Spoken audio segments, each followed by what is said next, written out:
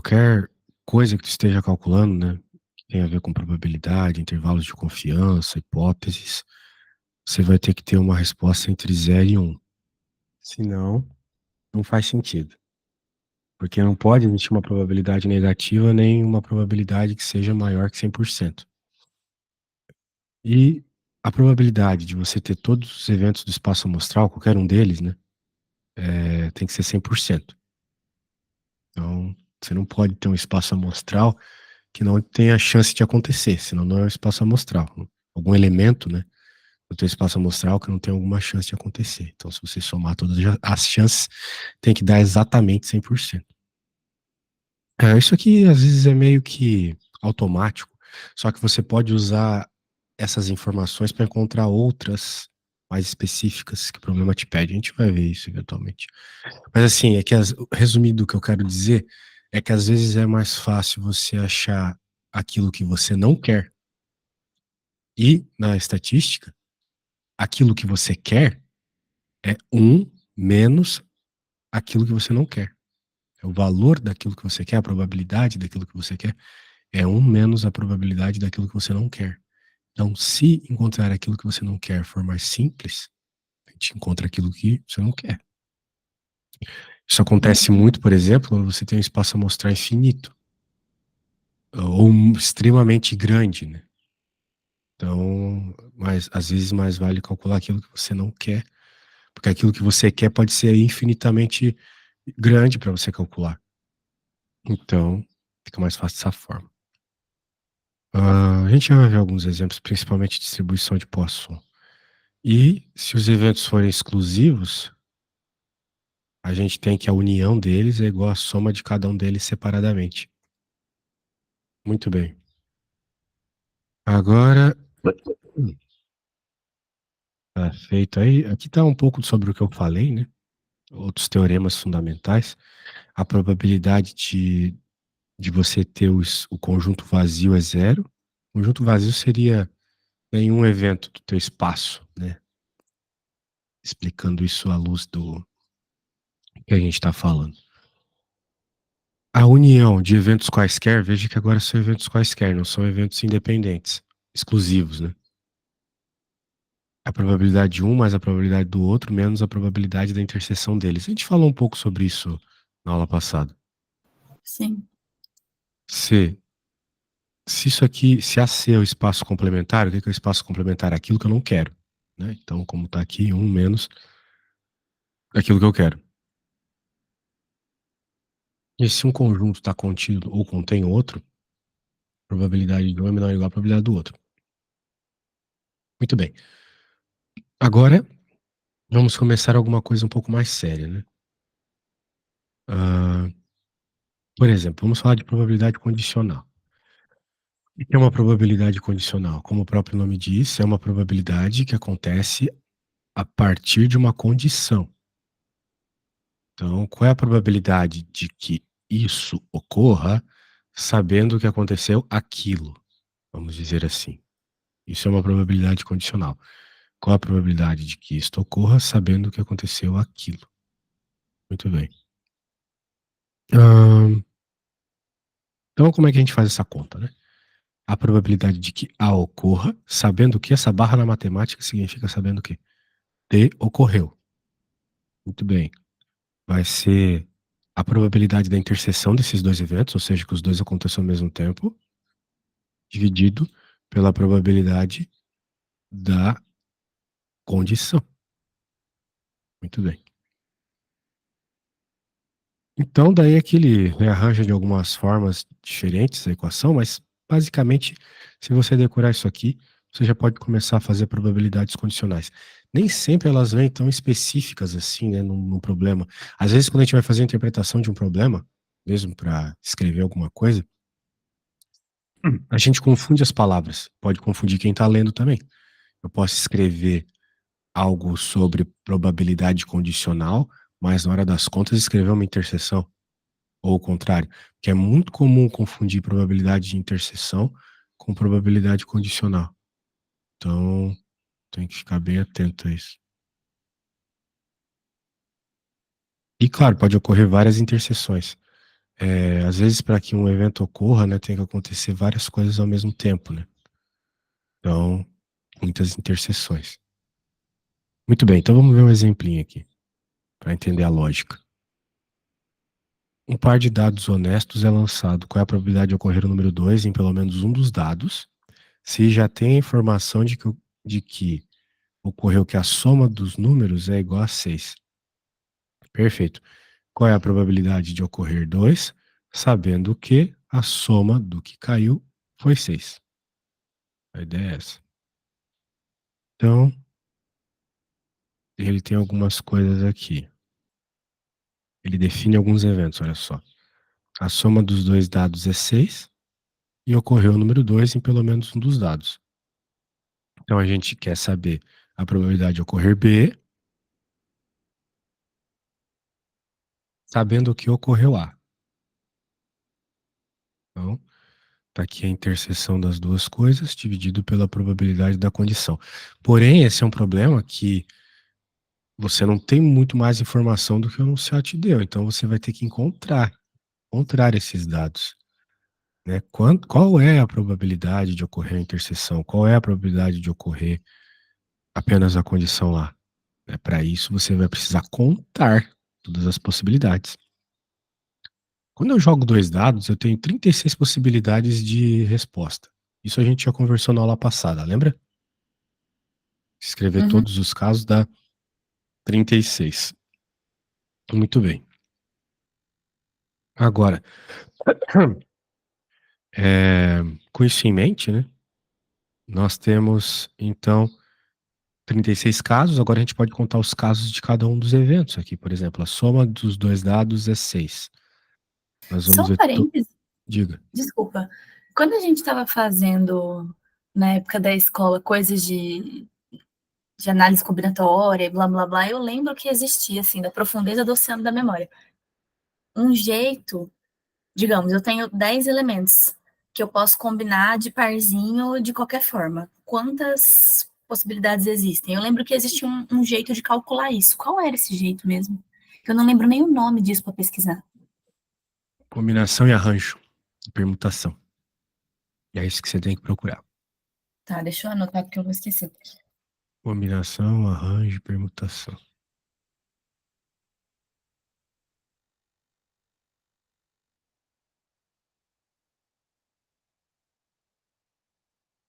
Pronto. Isso. Agora, o que que vai acontecer agora? Vamos ver. Uma vez com isso em mente, né, nós observamos todos os casos aqui. No A, por exemplo, nós temos 5 casos, né? Bem, isso aqui a pessoa tem que verificar mesmo. Não tem como, né? Resolver isso aqui sem verificar. Daí a gente verifica que as únicas possibilidades de você jogar dois dados e a soma das 6 estão aqui. Note que cair um dado número 5 e outro dado número 1 tem duas vezes. De novo, por aquela discussão que a gente teve na outra aula. Não vou me repetir. E assim vai. São 5 casos, então. Então significa que a probabilidade disso acontecer é 5 por 36, porque são 5 casos dos 36 possíveis. E Uhum. agora na B, né, a soma ocorre 2 em pelo menos um dos dados, então estão aí todos os casos. Ocorre 2 em pelo menos um dos dados. Muito bem. Bem, qual é a interseção desses dois casos, né? São aqueles que estão os dois ao mesmo tempo. Então, a gente nota que é o 2 e o 4 e o 4 e 2. Portanto, agora que a gente tem essas informações, é só pôr na fórmula, acabou. Os 36 se cortam, sobra 2 quintos mesmo. Beleza? Muito Não é bem. meio burro Por ter quê? colocado um e o 5, por exemplo, já que a gente sabe que tem que ter dois? Não era mais fácil ter calculado a condição, tipo o B primeiro, e do B extrair o A? Ah, pode ser. O problema é que às vezes você não vai ter os casos específicos.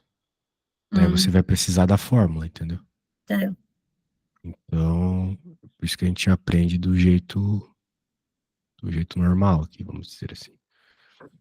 Então, é isso. Por exemplo, veja só, né? às vezes a pessoa, ela confunde as coisas, do tipo, ela vai achar que ocorrer isso ou ocorrer o contrário disso é a mesma coisa, né? E que a pergunta é, qual é a probabilidade de ocorrer o número 2 em pelo menos um dos dados, se já tem a informação que ocorreu que a soma dos números é igual a 6. Agora veja a próxima pergunta. Qual a probabilidade de ocorrer a soma igual a 6, sabendo que em um dos dados apareceu o número 2?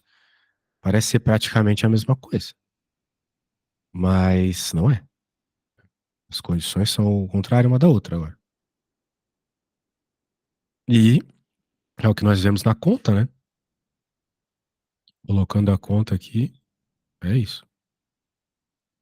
Veja que deu outra resposta. Sim. Muito bem. Show de bola. A probabilidade condicional, então, né? Muito legal. Vamos ver mais alguns exemplos que também são probabilidades condicionais, mas elas são resolvidas de outra forma, ok? Então, por exemplo, aqui, ó, não vai ser o mesmo esquema do anterior, apesar de ser a mesma coisa que a gente está trabalhando, probabilidade condicional.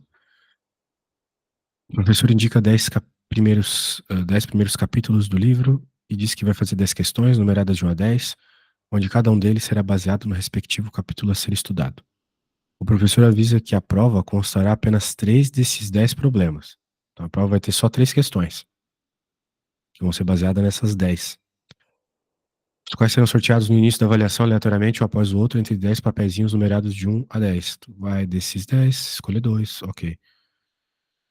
Um estudante, por causa da festa da padroeira, somente estudou os 4 primeiros capítulos.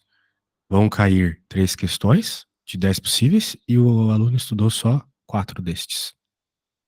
Qual a probabilidade de que caia na avaliação somente capítulos que ele tenha estudado?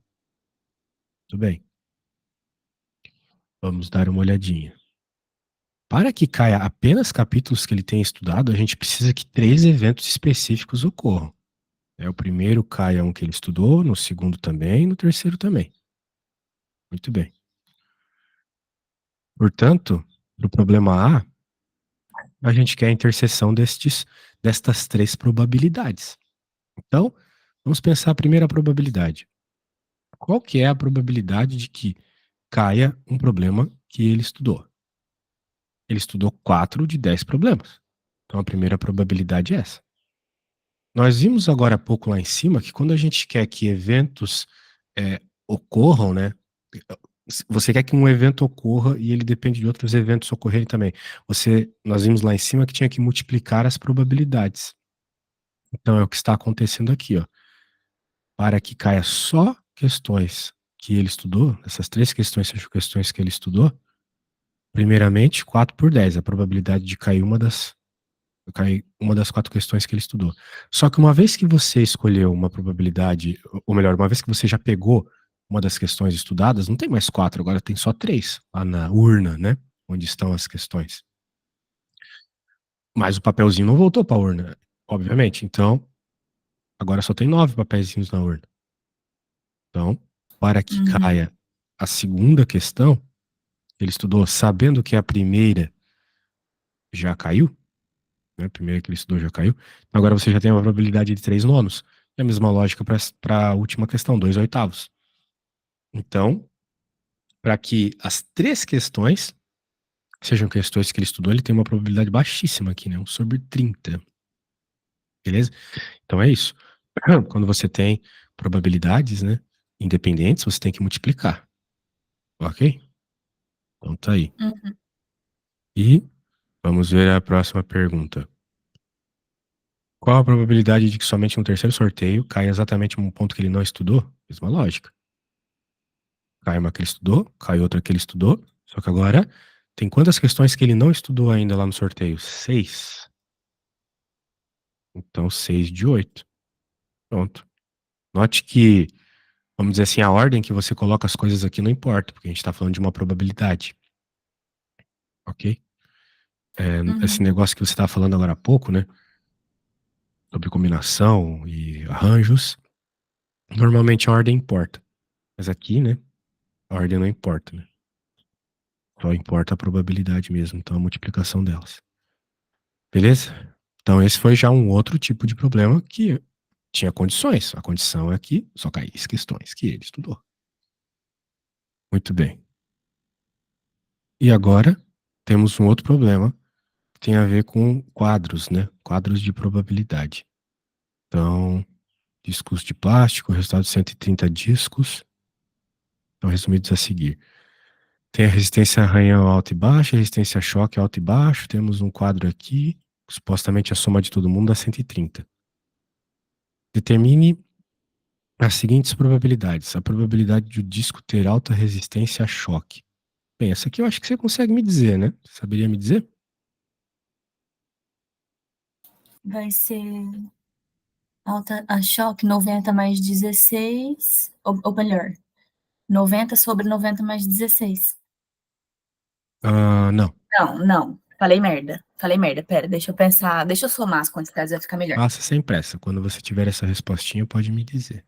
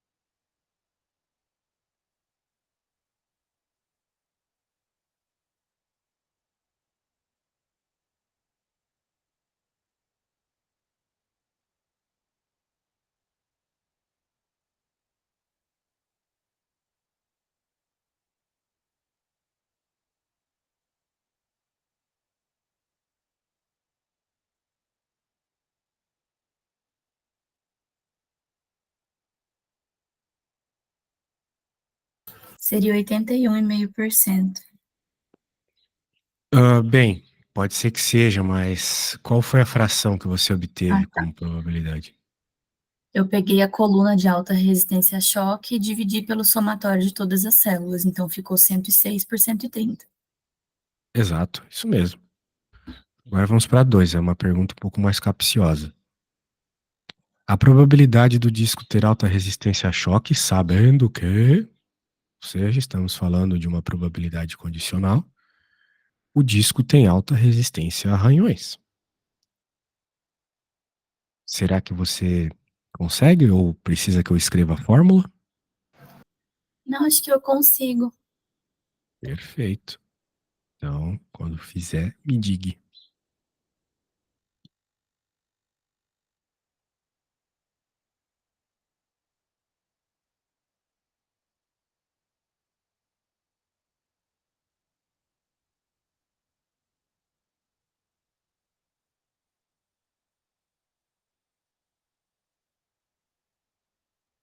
Vai ser 90,9%, que é 90 sobre 99. Muito bem. A probabilidade do disco ter alta resistência a arranhão, alta resistência a choque, sabendo que o disco tem alta resistência a arranhão, começa com a interseção dos dois, e é 90. Né, dividido pela probabilidade da condição. A alta resistência ao arranhões é 99. Muito bem. Muito bem, então você pode me responder as outras duas últimas. Tá? A alta resistência a arranhões seria 90 mais 9 sobre o total 130. E alta resistência a arranhões, sabendo que tem alta resistência a choque, vai ser 90 sobre 90 mais 16. Seria 90 sobre 106. Muito bem.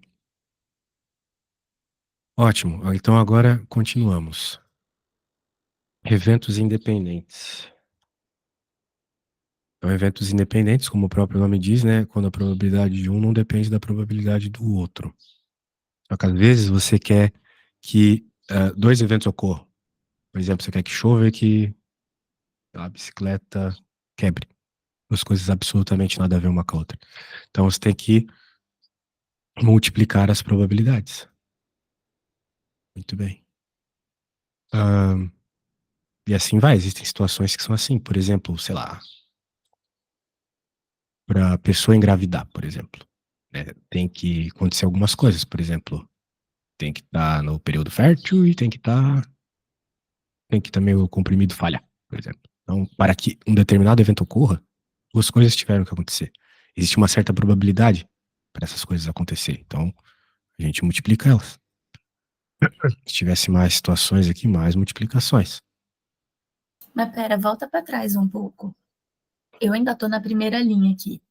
Então, se ele é independente do outro, quando a probabilidade de um é a mesma coisa que a probabilidade dele condicional ao outro, significa que, então, a probabilidade de B aqui nessa primeira fórmula seria um. Sim, exatamente. Não, não, peraí. Daí, se for um é 100%, aí eu fiquei confusa. Não, não, não é que é um. É, não é que é um, não. Pode ser.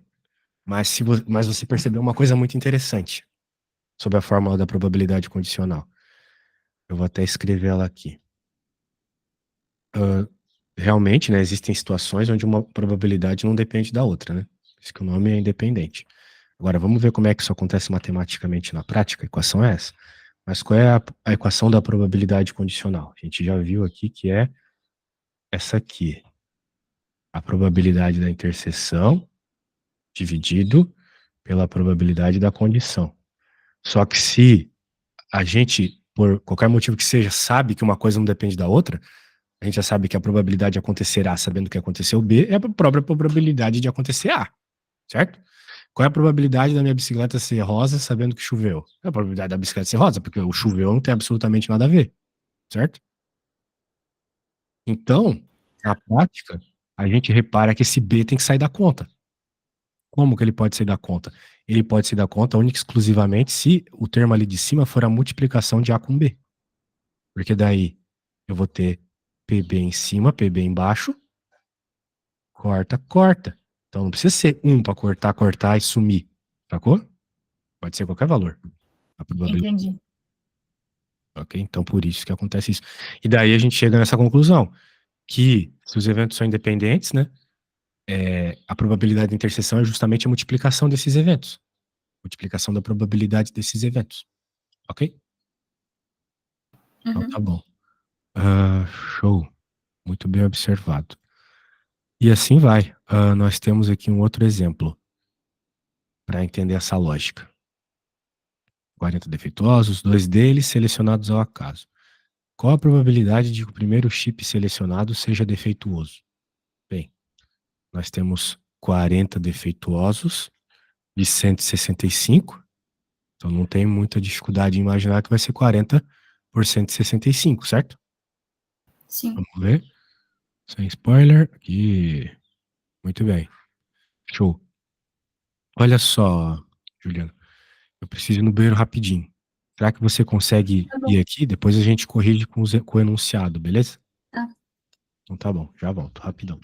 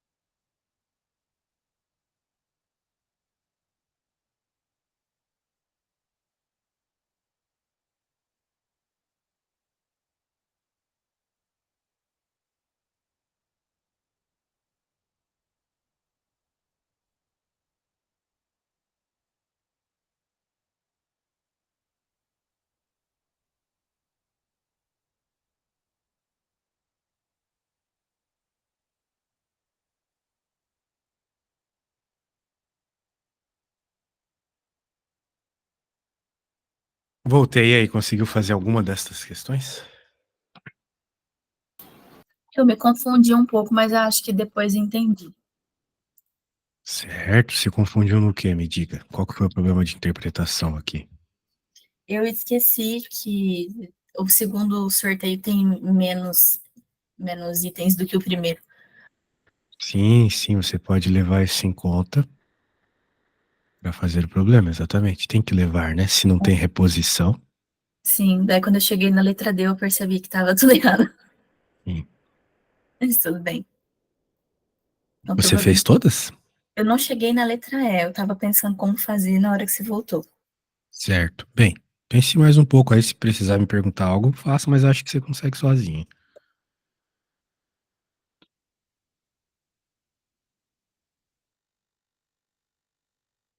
Uma coisa que eu não entendo sobre a E, como pensar, é porque ele tá me dizendo que vai sortear e vai repor 5 chips, mas eu não sei se ele tá repondo o. Aliás, eu tenho que considerar que ele tá repondo exatamente o que ele tirou, tipo, só devolvendo.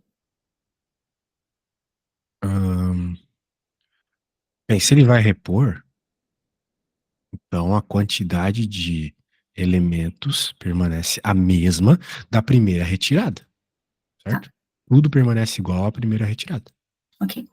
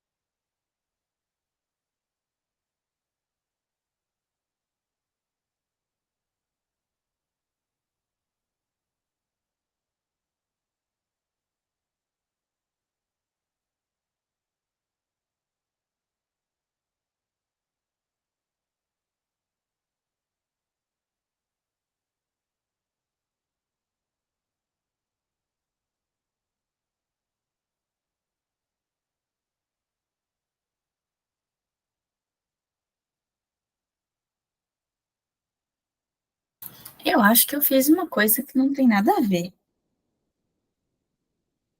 Não quer me contar ou me enviar? Ah, eu te conto. Então, a gente está falando de uma probabilidade condicional em relação a 5 eventos, sendo que, como repõe, um não tem nada a ver com o outro. Ok. Então, eu tenho que multiplicar a probabilidade do primeiro sorteio vezes a probabilidade do segundo sorteio. Ah, acho que agora eu acabei de entender a merda que eu fiz. Porque eu usei todos como se fossem condicionais, mas eles não são. É verdade. Então, no caso, seria 40 sobre 165 elevado a 5, não elevado a 15. Nossa, É, elevado a porque 15 daí é quando eu fui coisa botando um demais. vezes o outro, daí o negócio deu tudo errado. Legal. Olha só, eu tenho um pedido para você. Vamos ver se será possível. Na semana que vem eu vou ter um problema, nos teus dias de aula. Seria possível a gente começar a nossa aula em vez das 9, só na semana que vem, em vez das 9 às 11? Deixa eu olhar aqui, porque o calendário olímpico, minha vida para. Como assim? Você curte Olimpíada? Nossa, demais. Poxa, É o tipo da coisa, assim, que nada me fazia faltar da escola, a Olimpíada fazia. mas tu fez algum esporte na infância pra Sim, sim. gostar tanto de assistir? Ah, é? O que que tu fazia? Eu fui ginasta, mas eu gosto de assistir tudo na Olimpíada. Ah, ginasta, ginástica é o que mais chama atenção mesmo. Pelo menos chama atenção na época da Olimpíada. Olha, dá para fazer sim, que a ginástica é só à tarde, na terça e na quinta. Não, na quinta dá também.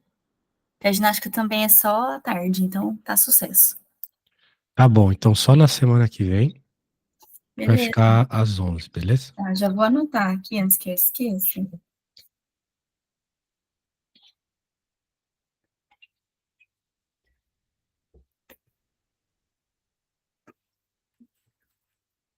Nossa, semana que vem já é agosto, meu Deus.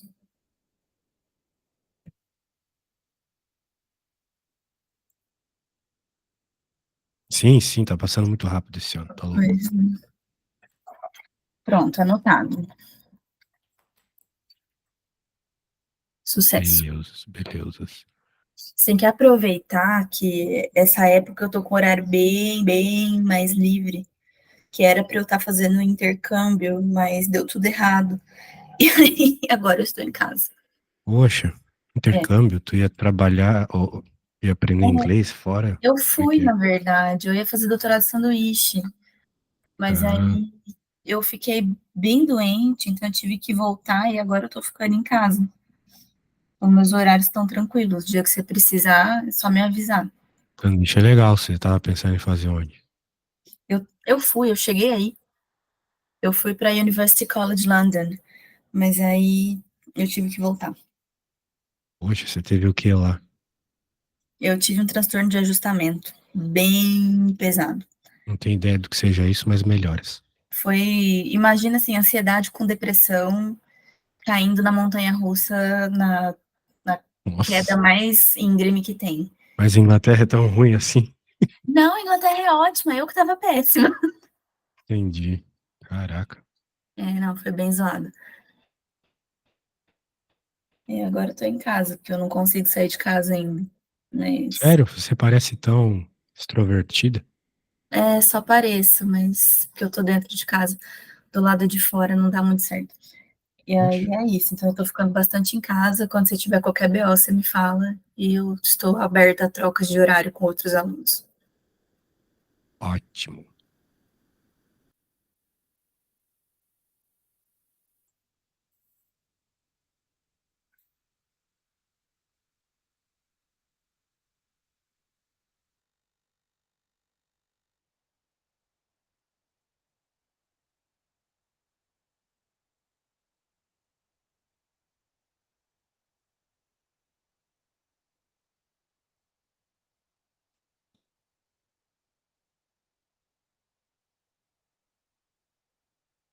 Você tá aí?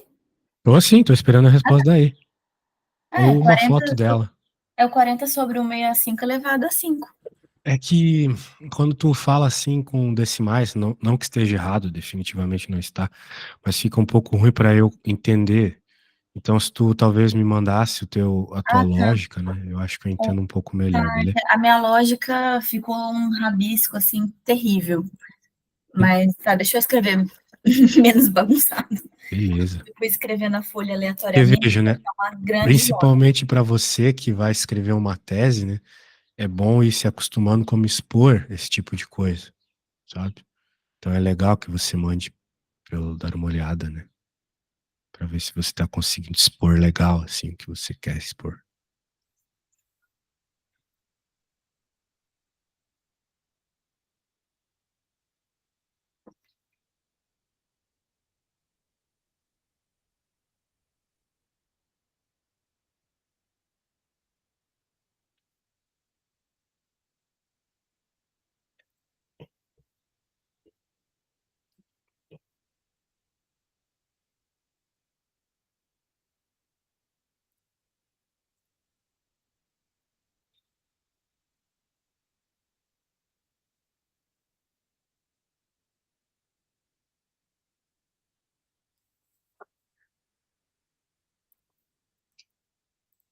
Carambolas. 41,65 elevado a 5 vezes.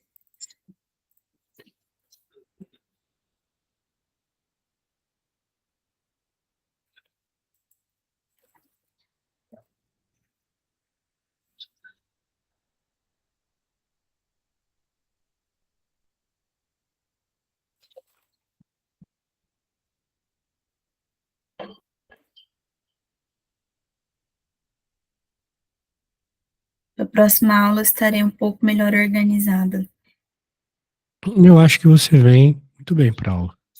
Não, mas que eu digo na anotação, assim, que tá meio. É, isso parece meio caderneta de padaria, né? Mas Não, é mesmo, é um verso de teste de impressora, com uma lista e a fórmula da covariância tá um pouco bagunçado. pode crer. Vamos dar uma olhadinha no que você fez aqui. Essa é supostamente só questão E. As outras, então, ficaram As simples outras, para ti. as outras estão mais bagunçadas ainda. Caso realizássemos um sorteio com reposição de 5 chips, então eles voltam. Então, legal, já percebi que você manteve a mesma quantidade embaixo. Qual a probabilidade do primeiro, segundo e o quinto serem defeituosos e os demais não serem defeituosos? Então, não tem como a tua resposta certa, Ai, meu porque Deus, é verdade! percebeu teu erro, né? Então, nem vou É falar. verdade, tá, então para tudo. Vamos de novo.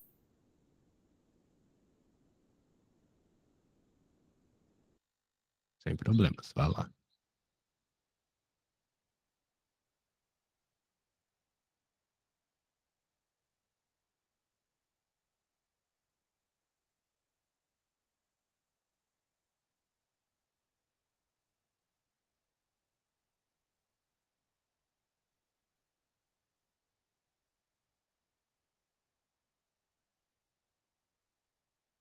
Ahn, você me mandou uns outros Ai, rabiscos. certo, eu tava muda. Eu comecei certo, eu pensei que o A1 era igual a 2 igual a 5, que era 40 sobre 165. E o A3 era igual a 4, que era 125 sobre 165. Sim. Aí, eu fui fazer a probabilidade das interseções, ignorando inicialmente a parte de que eles são independentes. Por isso que o negócio ficou completamente louco. Então, eu comecei a pensar certo e depois eu errei tudo por tabela. É, a tua lógica tá boa, mas a única É, coisa que você precisa eu errei. fazer é, então, uma vez que você reparou, né, que 40 sobre 165 é o sorteio dos defeituosos, é fazer 40 sobre 165 elevado a 3, já que vão ter 3 defeituosos, vezes o 125 125 sobre sobre 165 165 ao elevado a quadrado. 2, já que tem que ter 2 defeituosos, Sim. exatamente nessa ordem. Então, 40 sobre 165 elevado a 3, que dá 0,01. E 125 sobre 165 quadrado. Ai, que burra. Foi que eu escrevi errado. 125 sobre 165. Que dá 0,57. 0,01 vezes... bolas. 0,01 vezes 0,57. Ai, nossa, que anta, né? Dividi por 100, multipliquei por 100. Parabéns.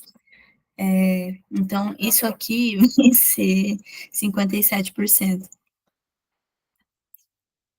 Ah, sim, porcentagem. Exatamente. Ah, muito bem. Muito bem. Então, tá aí. Podemos continuar, então. É ele que ele vai explicar tudo isso. Ó, ele chegou numa probabilidade um pouco diferente de você, que Então, falou ou foi a mesma? Talvez eu escutei mal aqui. não, calma, isso é a letra A. Não, essa aqui já é a letra E. Mas porque tá escrito A, então. É, tá escrito A aqui, mas tem algum erro. Essa aqui é a letra E. Escrevi errado, meu. Que tá Então, de novo, né? então eu vou ter que pensar um pouco melhor. Não, mas veja, é o que eu havia dito, olha só. Isso aqui é 40 sobre 165 em decimal. Aí você vai levar isso ao cubo. E aqui o 125 sobre 165 elevado ao quadrado, foi o que eu falei. Sim. Daí tudo isso multiplicado. Sei, talvez tu somou. Não, não. Na verdade, eu parei na segunda casa decimal. Acho que o negócio é isso, que eu fiz 0,01, 0,57.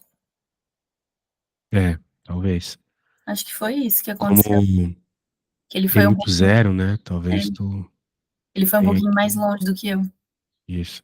Senão acaba ficando sem informações aqui. Normalmente, para questões de probabilidade, assim, a gente pega. É chato, né? Mas tem que pegar 4 algarismos significativos. Tá, Então, o que normalmente serão 4 algarismos depois da vírgula. Então, ok.